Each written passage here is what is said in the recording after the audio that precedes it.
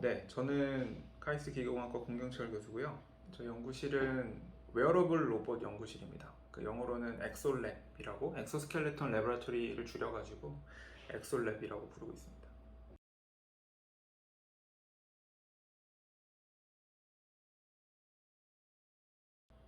사실 뭐 세상 모든 수업에 도움 안 되는 게 어디 있겠어요? 그죠? 뭐 하다못해 운동이라도 잘 배워놓으면 스트레스 해소에 도움되고 뭐 뭐든 다 도움되는데 그래도 로봇을 한 대 만들어야 되니까, 그러니까 아무래도 뭐, 일단 기본적으로 기구 설계 관련된 것들, 그리고 이제 연구실에 아카데미 백그라운드가 제어이다 보니까 제어 관련된 수업들은 이제 당연히 필수로 들어야 되고, 그 다음에 뭐 최근에는 다 이제 지능 기반으로 제어들을 많이 하니까 뭐 인공지능 관련된 수업도 조금 들으면 뭐 충분히 도움되는 것 같기는 해요. 그리고 이제 회로를 하시는 분들은 그 전기전자 쪽에서 회로 관련된 수업을 들은 친구들은 또 그쪽으로 이렇게 많이 특화를 하는 것 같고, 근데 이게 진짜 얘기를 하면서도 이 모든 과목을 한 사람이 다 하진 않아요. 그러니까 연구실에서 이게 디자인 쪽으로 또 관심 있는 친구들은 산디과 가서 뭔가 수업 듣고 해서 아예 로봇의 디자인 쪽으로 심화시키는 사람도 있고, 아예 전기전자 기반으로 해서 이제 로봇에 들어가는 회로를 심화시키는 학생도 있고, 그래서 아까도 얘기했다시피 로봇은 여러 전문가들의 융합이라서 그냥 뭐든 자기가 잘하는 거에 대해서, 그러니까 자기의 스페셜티를 더 부각할 수 있는 그 무엇인가는 수업에 뭐 도움되는 수업일 것 같아요. 근데 뭐 나는 이쪽으로 하고 싶은데 로봇을 해야 되면, 그러니까 예를 들면 제가 제어를 전공했는데 제어를 전공했으면서 로봇을 해야 되니까 나는 잘 못하는데 뭐 굳이 뭐가 있을까요? 뭐 설계를 해야 된다. 뭐 아니면 나는 뭐 로봇을 하려니까 디자인도 해야 된다던데. 그러니까 나는 제어를 잘하는 사람인데 그 필요할 것 같아서 굳이 수업을 들을 필요는 없다고 생각해요. 결국에는 중요한 거는 내가 어느 특정 분야에서 전문가가 돼야 그 다음에 협업을 할 준비가 되는 거거든요. 근데 이게 막 약간 좀, 그러니까 예를 들면 한 분야에서 굉장히 뛰어난 맛집이 돼야지 이것저것 대충 맛있는 뷔페가 되면 안 돼요. 결국에는 진짜 멋있는 그런 로봇이 탄생하려면 정말 맛있는 맛집들을 투어하면서 생기는 거지, 뷔페를 여러 번 간다고 생기는 건 아니거든요. 그러니까 사실은 각자 입장에서 뭘 잘하는지를 기반으로 수업을 정하면 될 것 같습니다. 한 가지 얘기하고 싶은 거는, 사실 너무 많은 학생들이 너무 트렌드를 따라가면서 수업을 정하고 전공을 정하는데, 길다면 길고 또 뭐 짧다면 짧은 시간 동안에 트렌드가 되게 많이 변했거든요. 한때는 세상 사람 모두가 다 설계해야 된다고 막 디자인 막 했던 시기도 있었고, 한때는 뭐 나노가 막 세상의 모든 것처럼 얘기해서 막 진짜 누구나 다 분자 구조 외우고 뭐 다 무슨 뭐 몰레큘이 어쩌고 뭐 이러던 시대도 있었고, 한때는 정말 뭐 자동차에 누구나 다 빠져가지고 세상 모두가 다 자동차만 얘기할 때도 있었고, 이게 다 트렌드가 있는데, 이게 사실은 그 트렌드에 쫓아가면 결국에는 트렌드 바뀌면 또 쫓아가야 되잖아요. 학생이 제일 잘하는 거를 각자만의 방법론으로 택하면 되는 거거든요. 그러니까 이게 너무 뭐 팬시하냐 아니냐, 뭐 너무 올드하냐 뭐 이런 거 가지고 수업을 선택한다거나 뭐 그러지는 않았으면 좋겠어요.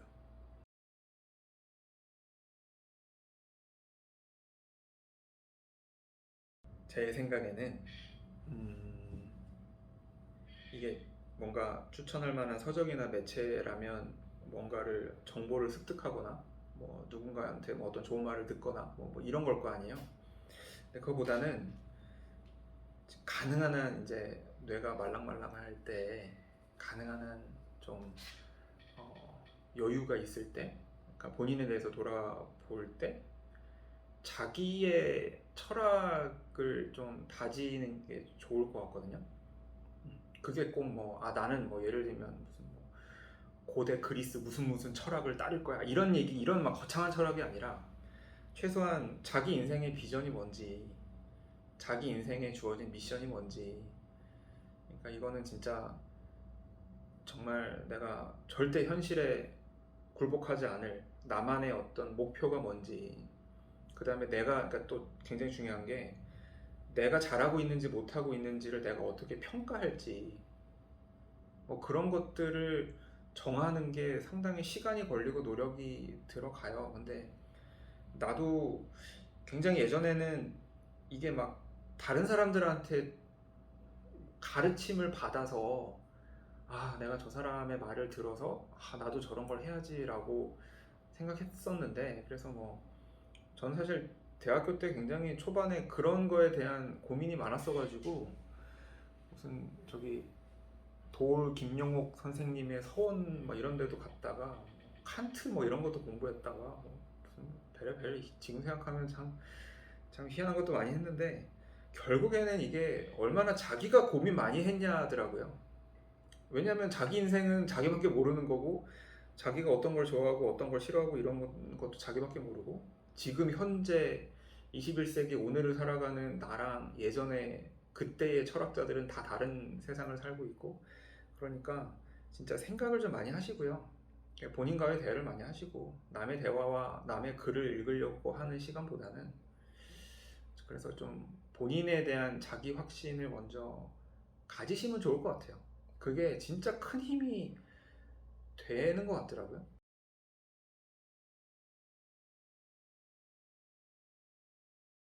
네, 안녕하세요. 저는 카이스트 기계공학과의 공경철 교수님께서 운영하고 계신 엑소 연구실의 박사과정 김영준입니다.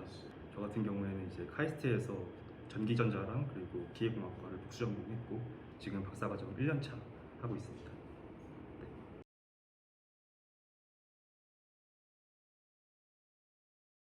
일단 연구실 분위기가 정말 좋습니다. 선후배 간의 어떤 엄격한 위계 질서 같은 거 없고 진짜 다 친구처럼 지내고, 그리고 선후배 간에 서로 교학 성장하면서 같이 연구도 많이 도움을 주고받고 있고요.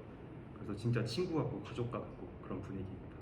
그리고 이제 연구적인 인프라로 봐서도 굉장히 자랑할 게 많은데요.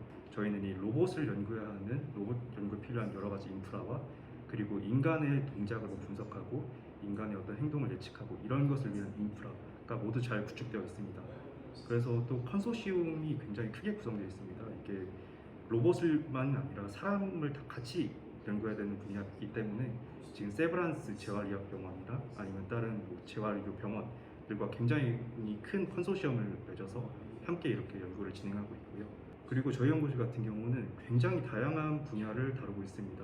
뭐 로보틱스라는 게 사실 뭐 소프트웨어 그리고 하드웨어, 전기전자공학 뭐 여러 가지를 다 다루긴 하는데, 이 모든 분야에서 학생들이 연구를 진행합니다. 그래서 누구 하나는 하드웨어 쪽을 굉장히 딥하게 파고 있고, 누구 하나는 제어, 누구 하나는 소프트웨어, 뭐 누구는 회로, 이런 식으로 모두가 각자의 어떤 전문 분야를 만들어서 연구를 하고 있고, 결국 이 모든 게 합쳐져서 하나의 로봇이 나오기 때문에 굉장히 좋은 시너지, 좋은 성능의 로봇이 개발될 수 있습니다.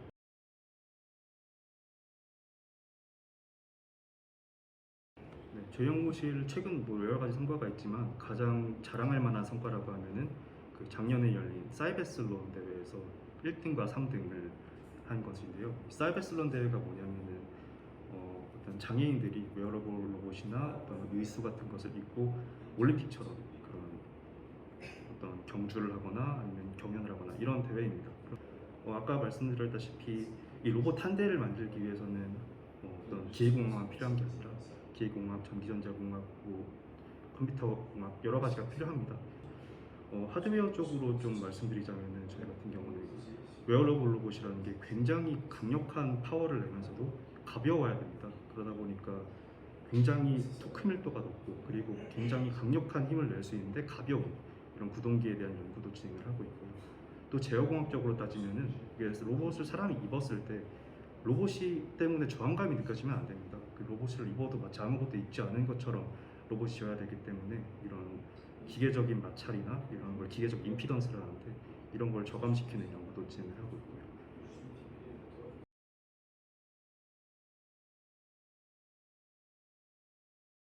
일단 저희 같은 경우는 매주 랩미팅이라는 걸 진행을 하고 있습니다. 이 랩미팅에서 자기가 한 연구를 학생들에게 여러 명의 학생들과 교수님께 발표를 하고 이제 다른 학생들과 교수님께 피드백을 받는 그런 과정을 정기적으로 거치고 있습니다. 이런 과정을 통해서 학생 입장에서는 자신의 연구를 좀 더 단단하게 만들 수 있고 그리고 석박 능력에 꼭 필요한 어떤 발표 스킬 같은 것도 자연스럽게 익혀지게 되고요. 이런 랩미팅뿐만 아니라 학생들 비슷한 연구 주제를 가진 학생들끼리는 주기적으로 논문 스터디 같은 걸 진행합니다. 다 같이 모여서 자기들이 읽은 논문을 한번 학생들에게 설명해주고 이런 점은 좀 우리가 배워야겠다 이런 것들을 함께 다 같이 답습하는 이런 걸 하고 있고요. 그리고 저희 연구실 같은 경우에는 어떤 제어 연습을 하기 위한 테스트 베드들이 굉장히 잘 마련이 되어 있습니다. 그래서 실험실에 가보면은 당장 학생들이 막 여러 가지 제어 실험을 해볼 수 있는 로봇 다리나 아니면 뭐 모터나 이런 게 있어서 학생들이 그냥 시간 날 때마다 심심하면 와서 뭐 수업 시간에 배운 제어 이론을 바로 넣어서 한번 테스트를 해보고 혼자 튜닝해보고 이런 과정을 겪으면서 학생들 스스로 어떤 제어에 대한 그런 스킬이나 노하우 같은 걸 많이 쌓고 있습니다.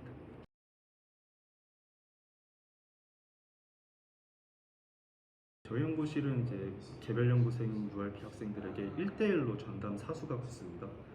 그래서 학생들과는 굉장히 주기적으로 소통을 합니다. 그래서 예를 들어 개별 연구 학생이 들어오면은 바로 사수 옆자리에 앉는다든지 아니면 사수랑 굉장히 가까운 위치에 앉아가지고 사실 어깨 너머로 이제 석박사 과정 학생들이 무엇을 하는지도 이렇게 배울 수 있고 개별 연구 학생이지만 마치 저희 연구실 학생인 것처럼 최대한 동질감을 느끼게 이렇게 진행을 하고 있습니다.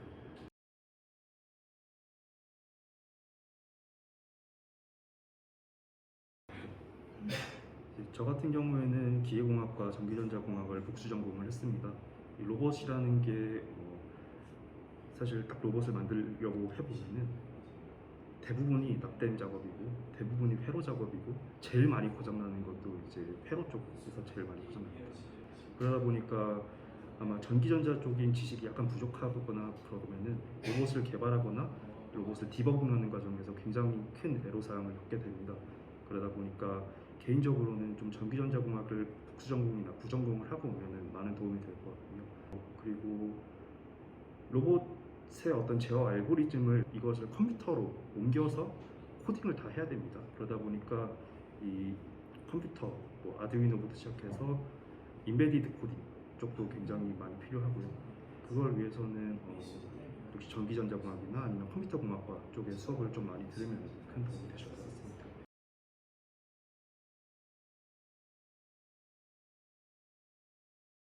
저희 연구실에서 생각하는 인재상이 있습니다. 바로 공감 능력입니다.